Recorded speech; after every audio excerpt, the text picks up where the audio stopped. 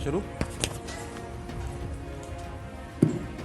मित्रों, सबसे पहले तो जैसा अभी हमने देखा कि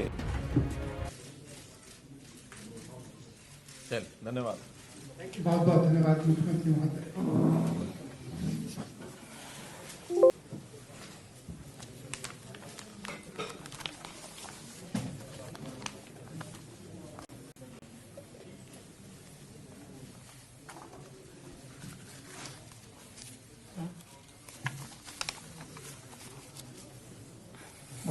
शुरू। मित्रों, सबसे पहले तो जैसा अभी हमने देखा कि वर्ष 2021 का आगमन होते ही सब गतिविधियां शुरू हो गई हैं। उसी संदर्भ में आज हमारे डिपार्टमेंट पब्लिक इंस्ट्रक्शन ने, पब्लिक रिलेशंस डिपार्टमेंट ने इस वर्ष का कैलेंडर ये भी विमोचन कराया है, तो आपको देता हूं। और मैं आशा करता हूं कि बीता वर्ष कुछ खट्टे मीठे दोनों ही अनुभव हैं उसके। कोरोना का एक काल लंबे समय तक ये याद रखा जाएगा कि हमारे किसी आयु के पड़ाव में एक वर्ष ऐसा भी आया था। उसके साथ इस चैलेंज के साथ साथ कई प्रकार के अवसर भी हमारे लिए आए। कुछ चीजें हमने सुधार के रूप में आगे बढ़ाई। फिर ये जो इस समय आंदोलन चल रहा है उसका उल्लेख भी 2020 के इस साल के साथ जरूर किया जाएगा। तो जो भी कोई खट्टे मीठे अनुभव रहे हैं, आज सन 2020 ये विदा हो जाएगा और इसके तुरंत बाद 2021 नववर्ष का आगमन ये हो जाएगा। मैं आशा करता हूं कि नया वर्ष सभी के जीवन में खुशियां लेकर के आए, सबको आगे बढ़ने का इसमें अवसर मिले, समाज में एक शांतिपूर्वक व्यवस्था कायम हो। इस शुभकामना के साथ मैं आपको सबको बधाई देता हूं। साथ ही कोरोना वाले विषय में भी जरूर मैं उल्लेख करना चाहूंगा कि अब इस समय एक राहत की सांस इसलिए ली जा सकती है कि कोरोना के इस सारे कोविड का जो प्रकोप है वो धीरे धीरे कम हो रहा है और आज लगभग 3600 के आसपास एक्टिव केसेस हरियाणा में रह गए हैं, जो शायद 22,000 तक भी टच कर गए थे। तो एक अच्छा सुखद है। कुल रिकवरी रेट इस समय 97.4% ये अपने हरियाणा का हो गया है और कोई बहुत ज्यादा विषय केसेस भी नहीं आ रहे हैं। फिर भी सावधानी बरतने के लिए जरूर मैं अपील भी करूंगा, आग्रह भी करूंगा आपके माध्यम से सारे समाज को कि अभी भी सावधानी अपनी बरतनी चाहिए। सावधानी हटी, दुर्घटना घटी, इसलिए सावधानी जरूर बनी रहे। इस कोविड पीरियड में हम लोगों ने कुछ राहत भी दी है और उस राहत के नाते से जो गैदरिंग है, पब्लिक गैदरिंग, वो अब क्लोज्ड जगह पर 200 की गैदरिंग और ओपन जगह पर 500 की गैदरिंग की जा सकती है। अभी भी अनलिमिटेड नहीं की है, इसको एक प्रकार से थोड़ा सा लिमिटेशन इसकी अभी भी बना के रखी है ताकि सावधानी सब लोग इसमें बरतें। हमने इस वर्ष में सुशासन दिवस के नाते से एक बात जो वर्ष के प्रारंभ में कही थी कि 2020 का वर्ष हम उसको सुशासन संकल्प वर्ष मनाएंगे और मुझे खुशी है इस बात की कि हमने उसके अंतर्गत 30 से ज्यादा पोर्टल्स और नए नए जो कार्यक्रम हमने शुरू किए, उसके माध्यम से समाज को delivery at their door step, यानी सेवाएं, योजनाएं सब कैसे उनके नजदीक पहुंचा सकते हैं। चाहे वो गांव-गांव में हमारे अटल सेवा केंद्र, उसके माध्यम से शहरों में ई दिशा केंद्रों से, सरल केंद्रों से, अंत्योदय केंद्रों से, ये सब ने किए और इसका प्रभाव, एक अच्छा प्रभाव जो गया है। हर वर्ष सब प्रदेशों में से हर विषय को लेकर किसी न किसी प्रदेश को छांटा जाता है तो उसको स्थान मिलता है। तो मुझे प्रसन्नता इस बात की कि इस वर्ष का डिजिटल इंडिया अवार्ड 2020 ये हरियाणा को मिला है और कल 30 तारीख को राष्ट्रपति जी ने वो अवार्ड एक प्रकार से प्रदान किया है हरियाणा की हमारी टीम अवार्ड लेने के लिए वहाँ गई थी, तो ये भी एक बहुत अच्छा कार्यक्रम हुआ है। सभी कार्यालय उनको हम ई गवर्नेंस की तरफ लेकर के जाए तो ई ऑफिस बनाने की एक शुरुआत हमने कर दी है, और इस ई ऑफिस के लगभग 38 विभाग और 4 निगम, ये सब ई ऑफिस का जोड़ दिए गए हैं। 26 जनवरी तक यानी 2021 तक पूरे राज्य में इसका विस्तार किया जाएगा कि सभी हमारे डिस्ट्रिक्ट ऑफिसेस, विभागों के कार्यालय, निगम कॉरपोरेशन, ये सब ई ऑफिस से जुड़ जाएंगे, ताकि ये जो फाइलों के माध्यम से कामों की जो डिले होती है वो डिले कैसे समाप्त की जा सके, और अकाउंटेबिलिटी इसमें फिक्स करना आसान होगा, जल्दी होगा कि कौन सी चीज़ किस कारण से कहाँ विलंब हुई। तो एक सुशासन के जितने भी ये कार्यक्रम हैं इसको हमने किया है। मेडिकल जो हमारे हेल्थ सर्विसेज हैं उसमें ई संजीवनी ओपीडी ये भी शुरू की गई। कोविड के कारण से जो सोशल डिस्टेंसिंग का ध्यान रखते हुए कि हम ई ओपीडी यानी अपने घर बैठे भी हम डॉक्टर से परामर्श लेकर के और अपने इलाज में उसका लाभ ले सकते हैं। ई पंजीकरण प्रणाली जो रजिस्ट्रियों का, ये भी हमको पता है कि हमने इसमें बहुत सुधार किया है। ये जो इलीगल कॉलोनाइज जो बनती थी इसमें बहुत बड़ा एक रोल होता था कि जो डेवलपर्स थे, कॉलोनाइजर्स थे, वो ज़मीन को अनप्लान्ड तरीके से बेच करके, प्लॉट बेच करके और लोगों को प्रोत्साहित करते थे। इसको रोकने के लिए हमने सख्ती से काम किया। कुछ लोगों को परेशानियां इसमें हुई हैं, लेकिन फिर भी एक जिसको कहना चाहिए एक हित के लिए, लोक हित के लिए, प्रदेश हित के लिए ये हमने किया है। और हरियाणा फर्स्ट स्टेट है, पहला प्रदेश है, इतना सख्त स्टेट हमने जो काम किया है। अब 7A के माध्यम से जो भी कोई ऐसा एरिया जिसमें कोई कॉलोनी काट करके छोटे प्लॉट्स बेचेगा वो नहीं बेच सकता। एग्रीकल्चर लैंड को ही बड़े यानी 1 एकड़ से ज़्यादा के जो एरिया है वो उसमें बेचे जा सकते हैं। अगर एक एग्रीकल्चर लैंड 1 एकड़ से कम है तो स्पेशल परमिशन यानी डीसी ऑफिस से लेकर के वो रजिस्ट्री कराई जा सकती है। 1 अप्रैल 2021 से एक प्रावधान और किया जाएगा कि जिले के अंतर्गत आने वाली तहसीलों में कोई भी रजिस्ट्रेशन किसी भी तहसील ऑफिस से कराई जा सकती है।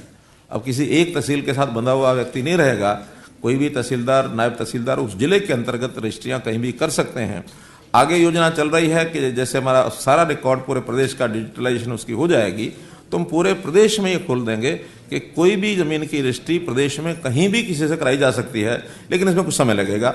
ये हमारा ऑनगोइंग एक प्रोजेक्ट है जिसके ऊपर हम काम कर रहे हैं। भूमि का जो रिकॉर्ड है उसकी डिजिटलाइजेशन ये चल रही है। वेब हेल्रिस यानी भू रिकॉर्ड जो सूचना प्रणाली है उसके माध्यम से हमने करनाल से शुरू किया था कि जो लाल डोरा है उसको समाप्त किया जाए और सारे डिजिटलाइज की जाए। जो लाल डोरा के अंदर एरिया है उसको भी रिकॉर्ड यानी रेवेन्यू रिकॉर्ड में लाया जाए। तो इस योजना को बाद में पूरे देश ने अपनाया है। स्वामित्व योजना प्रधानमंत्री जी ने 8 प्रदेशों में ये लागू करवा दी है और बाकी प्रदेश भी इस ओर आगे बढ़ रहे हैं। तो इस बात का भी हमें गर्व है कि एक योजना जो हमने शुरू की वो सारे देश में लागू है। अब गाँव में भी अपनी प्रॉपर्टी को रजिस्ट्री करा करके उसको आप मालिक सिद्ध करने के लिए वो बैंकों में और जहाँ भी कहीं हो उसका लाभ वो ले सकते हैं। ये एक बहुत बड़ा काम हमने किया है। डिजिटलाइजेशन का विषय कृषि में भी हमने शुरू किया है, खास करके मेरी फसल मेरा ब्यौरा। ये एक ऐसा कार्यक्रम चलाया है कि अब हर किसान को उसमें अपनी एंट्री करनी होती है कि उसने क्या फसल बोई है और उसके ठीक डाटा रिकॉर्ड अगर बन जाता है तो बैंकों से लोन लेना है, कहीं फसल खराब होती है तो बीमा कंपनियों से मुआवजे का विषय आता है, या मंडी में जाकर के उसको बिक्री करना है। ये सब चीज़ें उसमें सुविधाजनक तरीके से ऑन रिकॉर्ड आ गई हैं। उसकी बहुत परेशानियां समाप्त हो गई हैं और आगे चल करके हम ये भी उस पर विचार कर रहे हैं कि बोने से पहले किसान की जो प्लानिंग क्या है, उस प्लानिंग में भी अगर हिस्सेदारी उसको बनवाएंगे तो फिर हम स्टेट में एक अच्छा सहयोग किसान का हम कर पाएंगे। और यदि हमारा एक जो किसान कल्याण प्राधिकरण हमने जो बनाया है उसको ये काम की जिम्मेदारी सौंपी है कि पूरे प्रदेश में किसान को प्रोत्साहन क्या दिया जाए कि कौन सी फसल बोने से उसको ज़्यादा लाभ होगा। तो इसकी पूर्व यानी प्लानिंग, प्री प्लानिंग इसकी किसान कल्याण प्राधिकरण वो करेगा ताकि ये फसलें हैं जिसमें किसान अगर बोएगा तो उसको वो इकोनॉमिकली वायबल होगा, वो लाभप्रद ज़्यादा होगा। तो ये चीज़ें भी हम आगे चल करके करने जा रहे हैं। जैसे कल ही मुझे एक मित्र ने कहा कि मैदानी इलाके में अंजीर बहुत अच्छा हो सकता है, हम जो नहीं बोते हैं अभी तक, ये जो पश्चिमी देशों यानी ये जो ईरान अफगान की जो कंट्रीज़ हैं उधर से अंजीर आता है, यह बहुत कम होता है। तो आज ही मैंने बागवानी जो हमारा डिपार्टमेंट है उसको कहा है कि इसका अध्ययन करें और हम यहाँ यानी अंजीर की खेती अगर हो सकती है अच्छी तो उसको करेंगे। बहुत एक लाभदायक एक मेवा है जो हर व्यक्ति के लिए उपयोगी होगा। तो ऐसी कोई भी नई नई चीज़ें, उदाहरण दिया मैंने, नई चीज़ें कहीं भी जो देश में आवश्यकता है, दुनिया में आवश्यकता है और हम यहाँ से पैदा कर सकते हैं, तो किसान कैसे उसको पैदा करके अच्छी फसल कमा सके, तो ये सब भी हम कर रहे हैं। हमने किसानों के लिए आज के विषय में, क्योंकि ये विषय भी बहुत ज़रूरी है करना, हम देखते हैं कि कड़कती ठंड, और उस कड़कती ठंड में किसानों ने एक आंदोलन शुरू किया। किसान हमारे अपने भाई हैं, लेकिन अब कोई बात की नासमझी के कारण से लोगों ने जिस प्रकार से उनको बहका दिया या पॉलिटिकल पार्टीज ने अपने जो हित साधने के लिए उनको उकसाया, जिसमें से वो आंदोलन हो गया है। अब आंदोलन का रास्ता निकाल रहे हैं हमारे केंद्र सरकार और किसानों के जो प्रतिनिधि हैं। मैं सबसे पहले तो बधाई देता हूं सब किसानों को भी और सभी केंद्र सरकार को भी, इस नाते से जो रास्ता निकालने के लिए एक वातावरण अच्छा बना है, माहौल ठीक बना है। तो उसमें कुछ बातें कल की बातचीत में, वार्ता में मान ली गई हैं और कुछ आगे 4 जनवरी को फिर से एक जो मीटिंग होने जा रही है, तो शेष विषयों पर भी कोई ना कोई अंडरस्टैंडिंग बनेगी। ऐसा मुझे लगता है कि जल्दी खत्म होगा। इस ठंड के समय में एक सकारात्मक दिशा में काम आगे बढ़े, ताकि किसान जो परेशान हो रहे हैं, खास करके उसमें बुजुर्ग जो किसान हैं, उनको तकलीफ ज़्यादा ना उठानी पड़े, तो ये जल्दी से समाधान हो सके, ऐसी मैं आशा करता हूँ। हमने हरियाणा में, मैं ऐसा कई बार चर्चा करता हूँ अपने बंधुओं से, हरियाणा में किसानों के लिए जितना हमने किया है पिछले 6 साल में, शायद ही किसी प्रदेश ने किया होगा। यानी उदाहरण के लिए अगर मैं कहूँगा तो प्रोक्योरमेंट, बढ़िया से बढ़िया प्रोक्योरमेंट ये हमारी हुई है, और उस प्रोक्योरमेंट में कभी कोई कमी नहीं रखी है। हमारी भावांतर भरपाई योजना, इसमें भी हमने 16 सब्जियों के ऊपर ये भावांतर भरपाई योजना दी है, ताकि किसी को लागत से कम न बेचना पड़े। एक समय था सब्जी सस्ती होने पर सड़कों पर लोग फेंक देते थे, आज ऐसी कोई नौबत नहीं आती है। पहले से ही पता होता है कि कौन सी सब्जी का भाव कम जा रहा है, उसको जिस भी भाव में बेच के आएगा, तो कॉस्ट से जितना लॉस होगा, घाटा होगा, वो सरकार भरपाई करती है।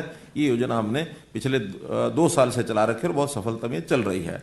उसी के साथ जो बाजार भाव का घाटा है प्रोक्योरमेंट में, खास करके बाजरा और सरसों, 6-7 फसलें ऐसी हैं जो कोई प्रदेश इसको प्रोक्योर नहीं कर रहा।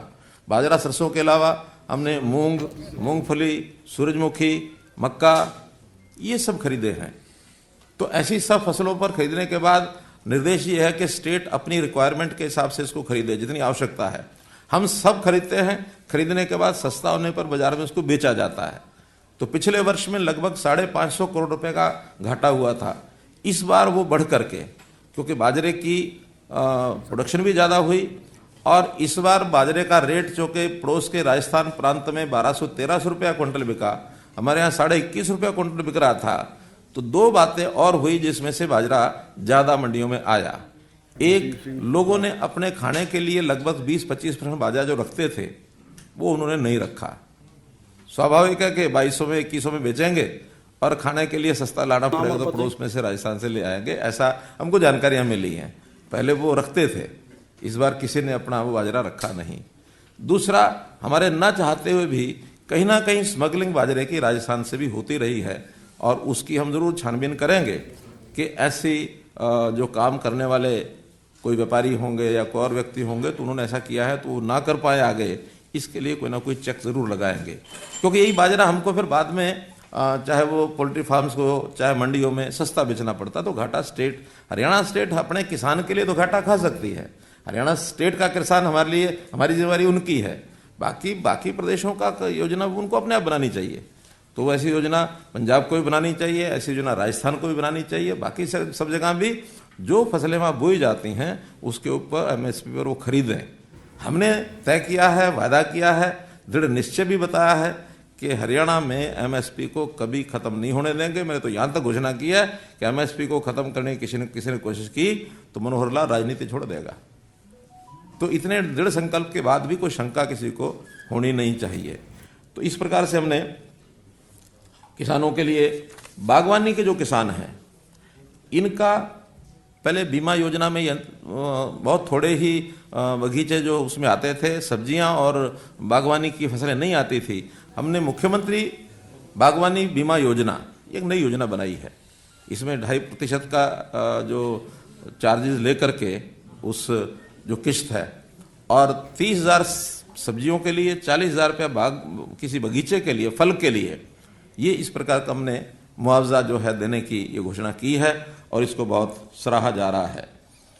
इसी प्रकार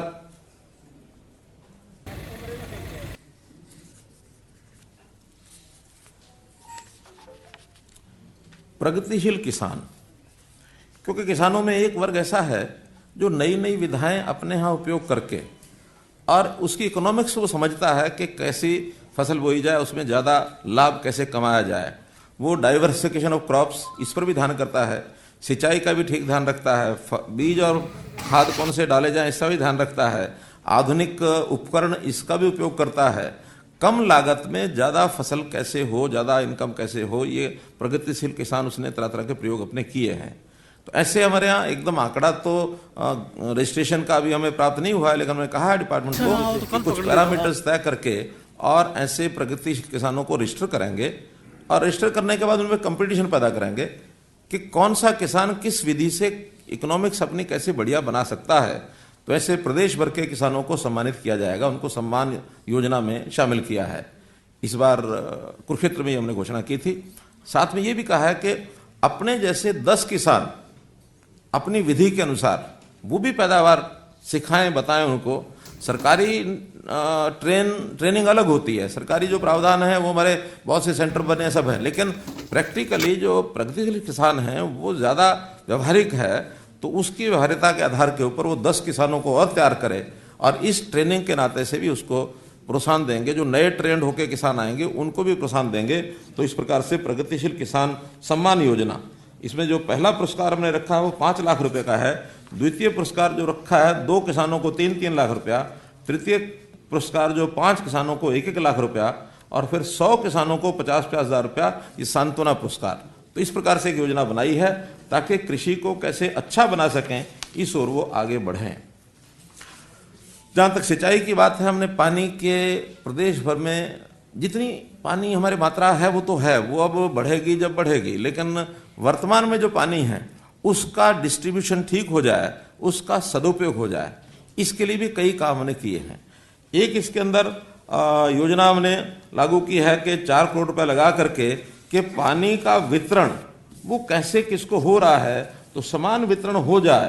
तो इस पर एक वितरण प्रणाली में मशीनीकरण का हमने उपयोग किया है ताकि हर नहर में वहाँ कितना पानी जा रहा है इसको किस प्रकार से और उसको कंट्रोल कर सकते हैं, ताकि कहीं भी पानी की डिस्ट्रीब्यूशन अनइवन ना हो, फिर उसमें कहीं चोरी होती है, बीच रिसाव होता है, कहीं कहीं पानी वेस्ट जाता है, उसका भी उसके अंदर एक प्रकार का नियंत्रण कर सकेंगे। और इस आधार पर हमने पानी टेल्स पर पहुंचाया। पिछले साल आपको पता है कि हमने ये घोषणा की थी 300 टेल पर पानी पहुंचाएंगे, 297 पर हमने पहुंचाया, 293 पर। तो 7 टेल किन्हीं कारणों से नहीं पहुंचा, लेकिन पानी का डिस्ट्रीब्यूशन दक्षिण हरियाणा में राजस्थान के बॉर्डर तक हमारा गया। अब इस बार हमारा जोर है माइक्रो इरिगेशन पर। तो माइक्रो इरिगेशन में जो काडा डिपार्टमेंट है, जो नालों का, नालियों का और इसका जो रख रखाव करते हैं, नई नालियां बनाने का काम भी किसान के लिए वो करते हैं, उसमें एक काम किया है कि जो 24 फुट प्रति एकड़ की नाली का उनको पैसा दिया जाता था उसको बढ़ा करके 40 फुट कर दिया था हमने, और उसके हिसाब से किसानों को लाभ उसका पहुंचने लगा है। अब काडा को ही माइक्रो इरिगेशन का काम भी दिया गया है, तो इसलिए इसका नाम अब काडा की बजाय मिकाडा हो गया, MICADA है। तो मिकाडा एक अथॉरिटी बन गई है, उसके अंतर्गत हम अब माइक्रो इरिगेशन के काम चालू करेंगे। जहां पानी की कमी है वहां हम माइक्रो इरिगेशन के ही ट्यूबवेल के कनेक्शन दे रहे हैं, और एक विशेष योजना बनाई है कि 25 एकड़ इकट्ठे किसान मिलकर के अगर कोई हमको प्रोजेक्ट के लिए कहते हैं तो उसका प्रोजेक्ट हम सरकार की ओर से उसके जितना भी खर्चा है 85% खर्चा सरकार की ओर से करेंगे, बाकी 15% भी हम सोचते हैं किसी विभाग से यानी कहीं ना कहीं से प्रबंध किया जाए ताकि किसान को न देना पड़े। फिर भी अगर देना पड़ेगा तो सिर्फ 10 से 15% ही देना पड़ेगा। तो 25 एकड़ इकट्ठा करके वो लाएंगे तो प्रायोरिटी पर हर खेत को पानी वहाँ पहुँचेगा। और ये कल 1 तारीख से किसानों का पंजीकरण इसमें शुरू करा रहे हैं, पोर्टल उसका बन गया है। जो भी उसमें 25 एकड़ मिल करके अप्लाई करेंगे, अलग अलग भी अप्लाई करेंगे तो जहाँ 25 एकड़ या उससे निकट पहुँच जाएगा उसकी प्रायोरिटी पर। अभी इसके लिए हमने 4 जिले छांटे हैं। सबसे पहले चरण में महेंद्रगढ़ जिला, दादरी जिला, भिवानी जिला और फतेहाबाद जिला, तो इन 4 जिलों में इसको शुरू कर रहे हैं। कितने किसान इसमें आगे आते हैं अकॉर्डिंगली बाकी जो यानी प्रदेश के और किसान हैं जहाँ माइक्रो इरिगेशन सफल वहीं होगा जहाँ पानी कम है, जहाँ बहुत गहराई में नीचे चला गया या हम नहर के कारण से और लंबाई के कारण से वहाँ पहुँचा नहीं पा रहे हैं। तो इस प्रकार से इस माइक्रो इरिगेशन के काम को भी हमने प्राथमिकता दी है।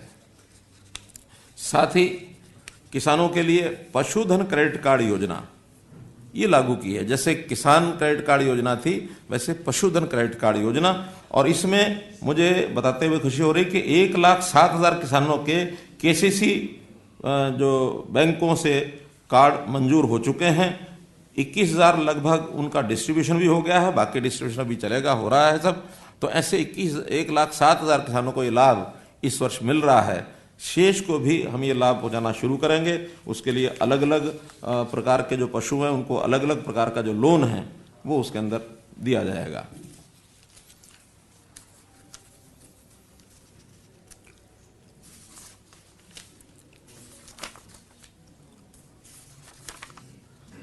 गन्नौर में हम लोग एक बड़ी मार्केट अंतर्राष्ट्रीय स्तर की मंडी होगी फल और सब्जी की। 7,000 करोड़ रुपए की लागत से ये मंडी बनने जा रही है।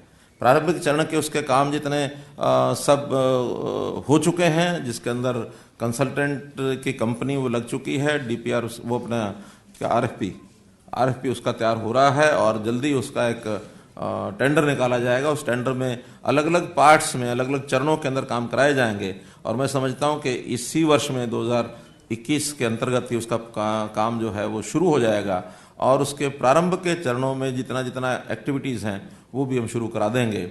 ऐसे ही एक मंडी पिंजौर में फल और सब्जी की मंडी, वो भी उसका आरएफपी हो गया है, उसके लिए निविदाएं प्राप्त हो चुकी हैं। उसमें दुकानों का भी ऑक्शन जो है वो अगले महीने शुरू होगा, तो ये भी बहुत जल्दी ये मंडी का काम वहाँ शुरू हो जाएगा।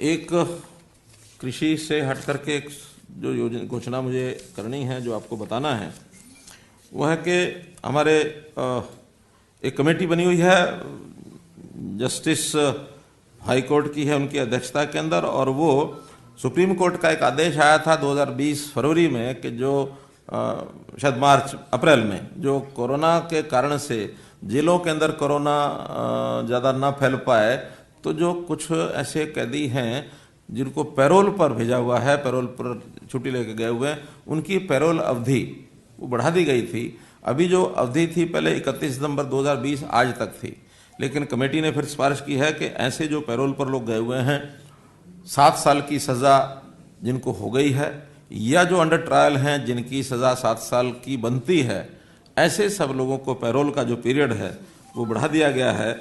लगभग 4,548 ये ऐसे कैदी हैं, उसमें कुछ की तो 15 फरवरी तक बढ़ाई गई है, 15 फरवरी 2021 तक ऐसे 2,471 लोग हैं, और 2,117 लोग ऐसे हैं जिनकी 31 मार्च 2021 तक ये बढ़ाई गई है। तो ऐसे ये जो जस्टिस दया चौधरी की नेतृत्व में कमेटी बनी है, उनकी सिफारिश के ऊपर इसकी भी घोषणा हमने कर दी है, ताकि ये लोग भी अपना 1.5 महीना और 3 महीने ऐसे 2 पीरियड हैं जिसके अंदर वो इस योजना के अंतर्गत जेलों से बाहर रह सकेंगे अपने घर पर अथवा पैरोल पर, जैसे भी है। एक जो विशेष बात है वो है कि अभी अभी सरकारी कर्मचारी इनके लिए एक योजना बनाई गई है कि जो ग्रुप सी और डी, ये दो ऐसे वर्ग हैं जो अभी तक अपने अपने विभाग के हिसाब से इनकी अलग अलग भर्तियां होती थी, लेकिन अब इन दोनों का कॉमन कैडर, डी का तो पहले बना दिया था, सी का भी अब कॉमन कैडर बना दिया है पिछली इस मीटिंग के अंदर। तो अब इन सब का एक बार साल में एक बार रजिस्ट्रेशन होगा और रजिस्ट्रेशन के हिसाब से उनका एक प्रारंभिक परीक्षा एक होगी। उस प्रारंभिक परीक्षा में जिसको स्टेट एलिजिबिलिटी टेस्ट कहेंगे, वो स्टेट एलिजिबिलिटी टेस्ट हमारे अपने जो विभाग स्टाफ सिलेक्शन कमीशन HPSC या सेंट्रल क्या है वो CET सेंट्रल एलिजिबिलिटी टेस्ट, वहां से भी कॉमन एलिजिबिलिटी टेस्ट, तो ऐसे तीनों में से कोई भी एक टेस्ट हम कराएंगे। एक मेरिट बनने के बाद विभाग के अनुसार जितनी पोस्टें उस विभाग की खाली होंगी उससे 3 गुना लोग मेरिट के हिसाब से ऊपर से लेकर के उन्हीं का एग्जाम लिया जाएगा उस विभाग के हिसाब से। उसमें से 1 टाइम सिलेक्ट करेंगे, 2 टाइम्स बाकी विभागों में भी और परीक्षाएं अपनी दे सकेंगे, ताकि बड़ी परीक्षा साल में एक बार ही हो, बाद में वर्ष भर जो हर बार हर पोस्ट के लिए लाखों लोग आते हैं, इसकी बजाय लिमिटेड लोग आएंगे और वो अपना एग्जाम दे करके मेरिट के हिसाब से वो चुने जाएंगे। अगले वर्ष के हिसाब से फिर वो टेस्ट होगा। आवश्यकता पड़ी तो वर्ष में ऐसे 2 बार भी कॉमन एलिजिबिलिटी टेस्ट ये कराए जा सकेंगे। तो इसका भी निर्णय हमने करना है। एक बार तो पहले कराएंगे, दूसरी बार आवश्यकता होगी तो फिर देखेंगे, लेकिन इसकी रजिस्ट्रेशन भी अब इस जनवरी माह में हम कभी भी शुरू कर देंगे, क्योंकि ये परीक्षाएं इनकी जो सामान्य परीक्षा होती है +2 की, ग्रेजुएशन की, उसके तुरंत बाद वो परीक्षा होगी। अभी तो 2-3 महीने रजिस्ट्रेशन का ही काम और बाकी सारी चीज़ें वो चलेंगी।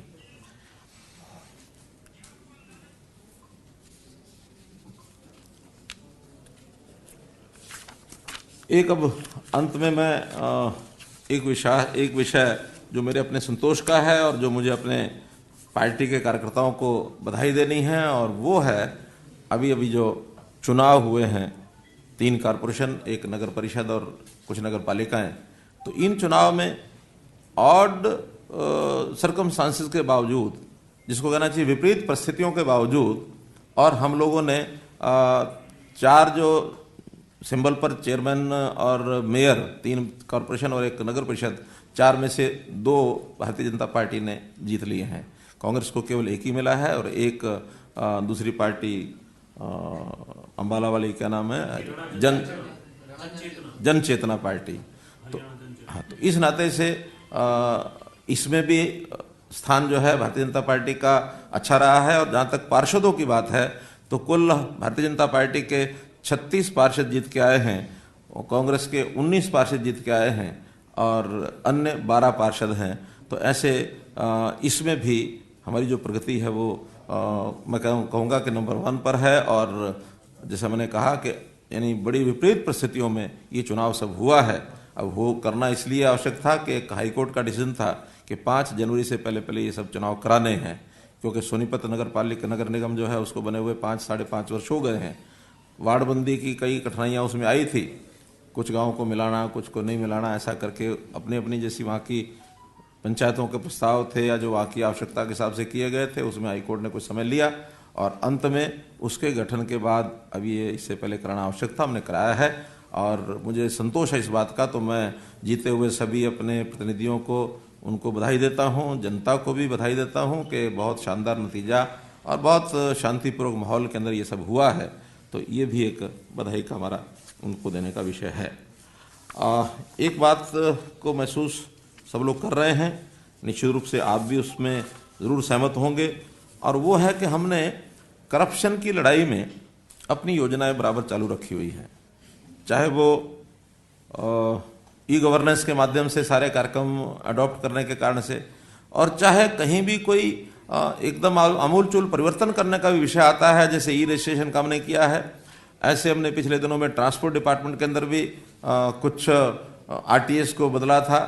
कुछ पुलिस में भी कहीं कहीं ऐसी शिकायतें मिलती थी, तो जिलों के अंदर आमूलचूल परिवर्तन करके हमने एक ही दिन में 100-150 पुलिस के कर्मचारियों को भी बदला, इधर से उधर किया। और जहाँ कहीं इंडिविजुअल भी ऐसा कोई केस पकड़ में आता है तो हम उसके खिलाफ सख्ती से कार्रवाई करते हैं, उसको छोड़ते नहीं हैं। जहाँ कहीं सिस्टम में फ्लॉ है अब ये सिस्टम के फ्लो कोई आज एक दिन में बने ऐसा नहीं है, बहुत समय से चलते आ रहे हैं। विपक्ष हो सकता है कि हमारे ऊपर एक आरोप लगाया कि लो जी ये आपके यहाँ ये हो गया वो हो गया। हम इसको गर्व से यूँ कहते हैं कि हमने अपने समय में इस सिस्टम को ठीक करने के लिए सख्ती से पकड़ा तो सही। पिछले इतने वर्षों में चाहे कांग्रेस की सरकार रही हो, किसी और पार्टी की भी रही हो, उन्होंने उस सिस्टम को ठीक करने के लिए कभी पकड़ा नहीं किसी को। हमेशा जिसको मैं कहा करता हूं कि कांग्रेस तो खास करके यथास्थितिवादी, यही एक उसकी स्थिति बनी रहती थी, जैसा है वैसा चलने दो, इसमें कहीं भी छोटी मोटी अगर अदल बदल करोगे तो इसके अंदर कहीं परेशानी में फंस जाओगे, इस प्रकार का भय ये उनके मन में हमेशा रहता था। हमारे नेता हों, प्रधानमंत्री, चाहे सरकारें केंद्र की हों, प्रदेशों की हों, जहाँ जहाँ भारतीय जनता पार्टी की सरकारें हैं, हम इन चीज़ों से डरते नहीं हैं। हमारे मन में तो एक ही रहता है कि व्यवस्था को ठीक करना है, और व्यवस्था को ठीक करने के लिए किसी के खिलाफ कोई काम करते ऐसा नहीं है, बल्कि प्रदेश हित में, प्रदेश की जनता के हित में जो काम ठीक है वो करना है। और उसमें से बहुत सी चीज़ें तुरंत तो शायद नहीं सराही जाती होंगी, लेकिन एक समय के बाद लोग सराहते हैं। हमारी ट्रांसफर पॉलिसी सब लोगों ने सराही, नौकरियों का सिस्टम सब लोगों ने सराहा, ऐसे ही आईटी के जितने सारे कार्यक्रम चल रहे हैं इसमें भी सबको लाभ मिल रहा है। तो ऐसी सारी चीज़ें, डिलीवरी का सिस्टम ठीक बने और पात्र व्यक्ति को लाभ मिले। जो गरीब सबसे ज़्यादा नीचे रह गया है, अंत्योदय योजना के अंतर्गत उसको लेकर के आते हैं। और इसमें ही एक नई घोषणा आज मैं कर रहा हूँ नए वर्ष की पूर्व संध्या पर, कि हम 31 मार्च के बाद हमारा एक जो पोर्टल अभी तैयार हो रहा है, परिवार पहचान पत्र, वो काफ़ी हद तक हो चुका है, लेकिन उसमें अभी भी 25-30% काम बाकी है। बहुत गहराई से नीचे तक उसकी सारी छानबीन करके वो सारा डाटा उसका लेना पड़ता है। तो हम जो सबसे अंतिम इनकम के हिसाब से 1 लाख परिवार होंगे, उसमें किसान, मजदूर, छोटा दुकानदार, कोई भी होगा, बेरोजगार होगा, 1 लाख परिवार 31 मार्च के बाद उनको सिलेक्ट करके जो भी जिलानुसार जितनी संख्या बनेगी, जो सबसे नीचे रह जाएंगे फैमिली इनकम वाइज, उन सब की इनकम बढ़ाने का विशेष अभियान चलाएंगे। उसमें उनके रोजगार के लिए ट्रेनिंग देनी पड़ेगी, उनको कहीं ना कहीं से आर्थिक यानी अर्थव्यवस्था यानी उनकी सहायता, निवेश के नाते पैसे की, लोन की आवश्यकता होगी वो कराएंगे। उनको कहीं प्राइवेट इंडस्ट्री के अंदर जॉब मिले उसका भी करेंगे। सरकारी में तो क्योंकि योग्यता से आना है, योग्यता जिनकी होगी उसमें आएंगे, और जिनको नहीं हम सिलेक्ट करा पाएंगे तो उसमें भी जहाँ कहीं हमारे अन्य अन्य स्थानों के ऊपर कहीं ग्रुप यानी ग्रुप करा हूँ, इसमें क्या कैटेगरी ए क्या बोलते हैं उसको, 1 कंट्रैक्टर 1, 2 आउटसोर्सिंग पार्ट 1। तो आउटसोर्सिंग पार्ट 1 में भी जो ठेकेदार जहाँ कहीं काम में ला के रखते हैं उनको कहेंगे कि इनको काम दीजिए, और जो अपने पैतृक कामों में कुछ उनको सहयोग चाहिएगा वो देंगे। यानी कुल मिलाकर के स्किलिंग से लेकर के रोजगार और फिर कहीं नौकरी, इन सब के लिए सबसे लो इनकम ग्रुप का 1 लाख परिवार, उसको हम ये मान के चलें कि अगर आज उसकी इनकम कहीं साल में 50,000 रुपया साल की होगी, तो उसको 1 लाख रुपया साल की कम से कम होने की निश्चित गारंटी हम देंगे कि 8,000 रुपया 9,000 रुपया महीने का कम से कम परिवार को जरूर मिलना चाहिए। तो इस नाते से ये टारगेट हमारा 1 लाख परिवारों का सिलेक्ट करके, जिनकी आय बहुत कम है, परिवार के गुजारे मुश्किल हो रहे हैं, वो किसी भी वर्ग का होगा, किसी भी स्थान का हो, जिले का होगा, गांव का होगा, शहर का होगा, किसान होगा, मजदूर होगा, बेरोजगार होगा, ऐसे सब लोगों को चयन करके हम इसकी योजना बनाकर स्पेशली देंगे। ये एक नई योजना जो घोषणा मुझे करनी थी आपको मैंने बताई है। मित्रों, मेरे पास आज के दिन विषय और विभागों के बहुत हैं, लेकिन मैं आज कुल मिलाकर के जैसा माहौल चल रहा है उसके हिसाब से नववर्ष का, सुशासन का, किसानों का, इसी पर आपके सामने ये विषय रखने थे। अब आपको इन सारे विषयों में बहुत अगर विस्तार करेंगे तो कहीं कहीं चले जाएंगे, लेकिन इन विषयों के संबंध में कोई बात आपने बतानी हो, पूछनी हो तो बता सकते। हमने ऑर्डर कर दिए हैं, उसके ऑर्डर कर दिए। जिलों में डीसीज जो हैं उनका छानबीन कर रहे हैं, और उसमें कुल मिला के आज बाजरा खड़ा तो नहीं है, आज तो केवल वहां के गांव के लोगों से बातचीत करके कि भी किसने बाजरा अपना बोया हुआ था, अपना बोया है यानी बेचा है, जिसने नहीं बोया हुआ था फिर बेच के गया है, तो गांव के लोग बताएंगे। हमारा किसान भी चाहता है कि हरियाणा के ही किसान का बाजरा बिकना चाहिए, राजस्थान का बाजरा यहाँ बिकेगा तो अल्टीमेटली फिर सीमाएं तो सरकार की होती है ना। सर नया साल आ रहा है, अब पूर्व संध्या है, आज पेंशन बढ़ाने को लेकर के भी बात जो है वो कही गई थी, उसका कोई स्लैब बढ़ाने को लेकर के कोई विचार है? अभी देखेंगे, फाइनेंस डिपार्टमेंट से बात करेंगे कि आपको पता है ये वर्ष जो है एक विशेष कठिनाई का वर्ष निकला है। हमारे टोटल रेवेन्यू में अभी 9 महीने में 12,000 करोड़ रुपया अभी भी जो पिछले साल की अपेक्षा में कम है, जबकि बढ़ना चाहिए था, लेकिन अभी उसकी पूर्ति करने के बाद सामान्य जितने काम हैं हमने इन वर्षों में, इस पूरे 9 महीने के टाइम में किसी को पैसा जो है रोका नहीं है, किसी की सैलरी नहीं रुकने दी, किसी की पेंशन नहीं रुकने दी, किसी का ग्रांट नहीं रुकने दी, किसी के जो बिजनेस करने वाले लोग हैं, गवर्नमेंट के जो काम करते हैं उनकी पेमेंट्स नहीं रुकने दी। 10 दिन 15 दिन पहले ज़रूर इसमें थोड़ा डिले हुआ था मार्च के महीने में, अप्रैल के महीने में, लेकिन धीरे धीरे कॉमन सामान्य हो गया। महोदय, मेरा नाम चौधरी राहुल जैन है, मैं मध्य प्रदेश से हूँ। और सोलर खेती के ऊपर आपका क्या विचार है? किसके ऊपर? सोलर खेती। अगर किसान के पास 1 एकड़ जमीन भी है और 25 एकड़ में भी आप योजना दे रहे हैं, तो इस पे अगर अपन हर किसी को सोलर खेती के लिए और घर परिवारों में जो जैसे छोटा सा गाँव है श्यामगढ़, नीलोखेरी, तरोड़ी, छोटे छोटे गाँव में अगर सोलर खेती के लिए कुछ योजना हो अगर आपके पास, तो कृपया आप रखें। देखिए, सोलर की खेती वहीं कामयाब हो रही है जहां पानी का लेवल ऊपर है, और सामान्यतः जहां पानी का लेवल ऊपर है वहां हमारे पानी की कमी नहीं है, वहां नहर का पानी भी पर्याप्त है। पानी जहां कम है वहां 800 फुट, 1000 फुट नीचे चला गया है। 800 फुट 1000 फुट नीचे जाने के बाद 50 हार्स पावर की, 60 हार्स पावर की, 70 हार्स पावर की मोटर चाहिए। 50 और 70-80 हार्स पावर की मोटर को सोलर वाले उठा नहीं पा रहे हैं। फिर भी हमने कुछ ब्लॉक्स में सोलर दिया है ताकि जिनकी कम खेती है, छोटी खेती है, छोटा वो लैंड यानी पीस ऑफ लैंड है, ऐसे हमारे लगभग 20,000 सोलर के जो कनेक्शन है वो चल रहे हैं इस समय। सर, अम्बाला में जो पार्टी की हार हुई है, दोनों विधायक वहां से केंद्रीय राज्य मंत्री हैं, और सर सोनीपत में भी पार्टी का जो कैडर कम हुआ है हिसाब से, और पंचकुला में बामुश्किल जीत पाए सर। तो जबकि पहले जो 5 चुनाव थे हम मेयर के जीते थे बीजेपी। तो देखिए, कुछ परिस्थितियों के ऊपर तो मैंने तो एक शब्द पहले प्रयोग कर दिया, अगर आपने ध्यान किया हो तो, विपरीत परिस्थितियां। तो जैसी विपरीत परिस्थितियां, इसमें भी जो हमारे आउटर एरियाज हैं सब जगह ही किसान आंदोलन का फर्क रहा सर। मैंने विपरीत परिस्थितियां कहा तो समझदार को तो इशारा ही काफी है। अपने धान की फसल 1 लाख हेक्टेयर भूमि को धान से फ्री करने का टारगेट रखा था, उसमें क्या अचीवमेंट? हाँ, बहुत अच्छा प्रश्न किया। 1 मिनट अपना परवाना जी, 1 मिनट। 80,000 एकड़ जमीन को हो गया है हमारा वेरिफिकेशन, जिस पर लोगों ने धान की बजाय अन्य फसलें बोई हैं। उन सबको बुआई के समय 2,000 रुपया दिया गया था, अब उनको 5,000 रुपया दिया जा रहा है अलग से 7,000, तो 80,000, यानी एक प्रकार से 80% सफलता उसमें मिली है। और मैं धन्यवाद करता हूं उन किसानों का जिन्होंने हमारे अपील को स्वीकार किया, क्योंकि ये कोई कानून नहीं था, हमने अपील की थी, मात्र उस अपील पर ही इतने लोग आए हैं। एक बहुत बड़ा काम हुआ है।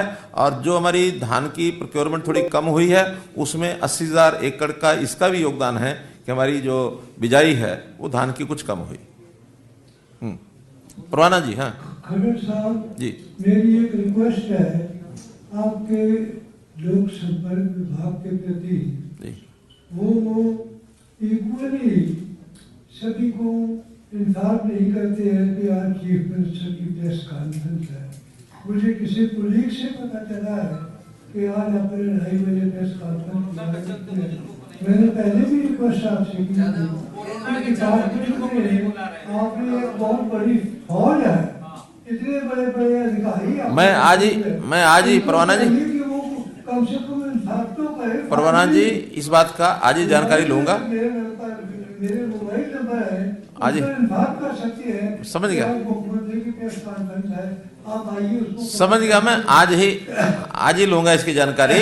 और एक अच्छी बात मैं आपको बता रहा हूं, उसको आप समझो कि हमने एक नया सिस्टम, बस भाई मेरी बात सुन लो। अरे मेरी बात सुन लो, मैं बता रहा हूं, एक नई बात बता रहा हूं आपको, नई बात बता रहा हूं, सुनो। हमने सभी मीडिया हाउसेस के लिए एक ईआरपी सिस्टम शुरू किया है। जैसा मैंने बताया ना, ये ई गवर्नेंस वाला विषय जो सुशासन संकल्प में, उसका एक हिस्सा क्या था, ईआरपी शुरू कर दी है। और उस ईआरपी के माध्यम से ही अब हमारे सारे जो काम हैं वो यहाँ से आपको ऑर्डर दिए जाएंगे, वो जनरेट, बिलिंग भी आपकी जनरेशन उसी में से होगी, पेमेंट भी उसी में से होगी। और हमने घोषणा की है कि 30 दिन के अंदर अंदर हर एक जो एडवर्टाइजमेंट का बिल आएगा उसकी पेमेंट जारी होगी। उसके बाद अगर जारी हुई तो 12% ब्याज भी दिया जाएगा। हमारे पास मोबाइल नंबर है, आपको ये बात हाँ, दे रहे हैं। अरे रुको, इसको रोक दो ना। सर एक छोटी सी रिक्वेस्ट है कि सभी पत्रकार साथी जो हैं उनके ऊपर आप मेहरबानी करके दे तो बड़ी मेहरबानी होगी आपकी कि जो कैशलेस स्वास्थ्य योजना जो है ना हमारे लिए इलाज की मान्यता प्राप्त अस्पतालों में जैसे गवर्नमेंट एम्प्लॉइज को या रिटायर्ड पर्सन को मिलती है, ऐसे सभी पत्रकार साथियों को भी मिल जाए, क्योंकि लमसम पैसे तो पब्लिक रिलेशन दे देते हैं, यहाँ तो दिक्कत नहीं है, मगर उसमें पैसे अभी हमने चरणों में सारा काम होगा। पहले चरण में भी एम्प्लॉइज का कर रहे हैं, एम्प्लॉइज का सब हो जाए, फिर कुछ वर्गों को जिनको सरकार देना ही है सरकार ने, उनके लिए बाद में देखेंगे। किसानों का आंदोलन है, दूसरी तरफ हरियाणा प्रदेश में भी सीट फॉर जस्टिस जिसकी अभी तक कॉल्स आती थी, अब उसके 2 इस तरीके के संदिग्ध लोग भी हरियाणा में करनाल से पकड़े गए हैं। तो आप मानते हैं कि जो कॉल्स थी वो पहले थ्रेट थी, उसे इग्नोर किया जा रहा था, लेकिन अब इस तरीके के लोग भी पकड़े जा रहे हैं जिनका कनेक्शन इस तरीके के लोगों के साथ? कहीं इग्नोरेंस नहीं होती है चीज़ों की। एडमिनिस्ट्रेशन जिनके जिम्मे जो काम है वो सारा कुछ ध्यान करते हैं, और कहीं भी किसी प्रकार की कोई स्थिति होगी उसको अपने हाथों से बाहर नहीं जाने दिया जाएगा। कोई भी जो एक्शन लेना होगा एक्शन लेंगे, उसमें किसी भी इस प्रकार की गतिविधि को कभी भी बर्दाश्त नहीं किया जाएगा। एक विषय जो है वो तक आया, आपने उसका जवाब भी दिया है। विपक्ष के नेता कहते हैं कि किसान कानूनों पे जेजेपी के कुछ एमएलए और इस सरकार को समर्थन कर रहे कुछ निर्दलीय विधायकों ने समर्थन वापस दिया, उसका विरोध कर रहे हैं। इसलिए ये सरकार विश्वास खो चुकी है पूरा जितना चाहिए। उन्होंने राज्यपाल से आग्रह किया है कि इस केस में सेशन बुला के और हम विधानसभा में नो कॉन्फिडेंस मोशन पेश करेंगे सरकार के खिलाफ, और वो राज्यपाल अब मिलने से ही मना कर रहे हैं। और मुख्यमंत्री ने कहा कि कोई मुद्दा नहीं करते, इससे बड़ा मुद्दा और क्या होगा देश में 1 महीने से ज्यादा। देखिए, मुद्दे के बारे में तो मैं नहीं बताऊंगा, मुद्दे के बारे में जनता बताएगी। अगर जनता ने कुल मिलाकर के हमें 36 पार्षद जिताए हैं और कांग्रेस को 19 जिताए हैं तो ये मैंडेट तो हो ही गया। इसलिए अब कोई उत्तर बचा नहीं है उनको देने के लिए, हमारा यही उत्तर बहुत है। और वो भी जैसी विपरीत परिस्थितियां उसमें मैंने बताया है। इसलिए जन भावनाएं जो होती हैं वो क्या हैं, नेताओं को कई बार पता नहीं होता। तो हमारे जो कांग्रेसी मित्र नेता है ना, ये कहीं गलतफहमी में जीते हैं। ये इनकी जो है ना मंसूबे तो उनके हम समझते हैं, लेकिन वो मंसूबों में कभी उनको सफलता जनता देगी नहीं, ना होने देगी। तो विधानसभा सत्र बुलाने की आवश्यकता नहीं है, कोई आवश्यकता नहीं, क्या आवश्यकता है? आज तो आखिर कोई बात होती है तो हमको भी पता लगता है ना, और विधानसभा सत्र जब आएगा तब आएगा। विधानसभा सत्र 6 महीने में एक बार तो आना ही होता है, कोई हमेशा के लिए थोड़ी रुक रहेगा। आएगा, फरवरी मार्च में आएगा, 1.5 महीने बाद आएगा, निश्चित आएगा।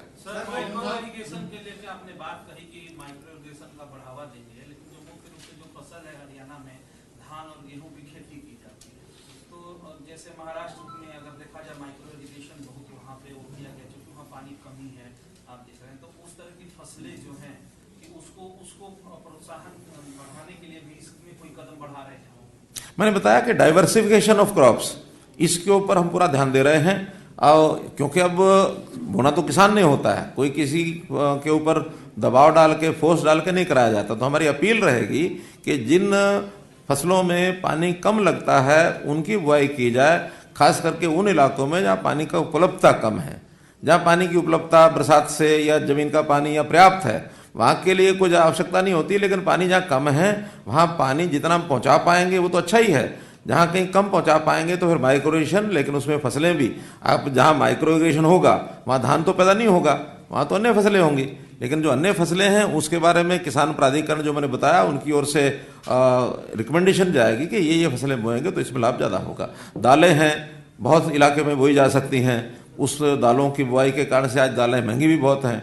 मसाले कुछ प्रकार के हो सकते हैं, फल सब्जियां ये प्राय हो ही सकती हैं। पेरी अर्बन खेती का एक कंसेप्ट हमने पिछले टर्म में किया था कि दिल्ली के इर्द गिर्द 100 किलोमीटर के अंदर हम कुछ जो डेली दैनिक उपयोग की चीजें हैं, खास करके सब्जियां और फल, ये बोएंगे और दिल्ली की और आसपास के जो एनसीआर एरिया की जो मंडियां हैं, जो वहां आबादी है, उसकी खपत के लिए वहां भेजेंगे, तो उसमें किसान को भी लाभ होगा, कंज्यूमर को भी लाभ होगा। अगले अब पंचायत चुनाव आ रहा है, तो क्या पार्टी विचार कर रही है कि निशान पे लड़ेगी पंचायत चुनाव, जिला परिषद के चेयरमैन? देखिए, सामान्यतः हमने कभी पंचायतों को चुनाव सिंबल पर नहीं लड़े, केवल शहरी चुनाव ही लड़ते रहे हैं। तो इस बार जब चुनाव आएगा तब विचार करेंगे, और अभी तो है उसमें समय। बहुत बहुत धन्यवाद। किया था, जलाधिकार रैली को संबोधित किया था, और एसवाईएल का मुद्दा भी इस दौर में बड़े तेजी के जोर शोर से उठाया गया। तो अब सरकार के क्या एफर्ट्स हैं? नहीं, पानी को कैसे अधिक लाया जाए, ये एफर्ट लगातार पहले भी चलते रहे हैं, आज भी चल रहे हैं, आगे भी चलेंगे। जैसे हमने लखवार डैम, जैसे हमने ये रेणुका डैम, ये 2 डैम के एमओयू करा लिए, काम वहाँ शुरू हो गया। आने वाले 2-2.5 साल के अंदर पानी हरियाणा का, और संयोग से सौभाग्य से सबसे ज्यादा हिस्सा पानी का हरियाणा का है। उसमें 47% जो रेशो पानी का जो हिस्सा है वो हरियाणा का है केवल, बाकी 5 प्रदेशों का काफी कम है। ऐसे एक किसाऊ डैम बाकी बचा है, उसका एमओयू करने के लिए भी हमने उत्तराखंड के मुख्यमंत्री से बात की है। वो कहने लगे ठीक है, कोई तिथि निश्चित करके, बाकी 5 मुख्यमंत्री और भी हैं, केंद्रीय जल संसाधन मंत्री जो हमारे शेखावत जी हैं, उनसे बात करके बहुत जल्दी एक दिन निश्चित कराएंगे, और उसका भी कोई ना कोई एमओयू हो करके उस बाधा को भी दूर कराएंगे।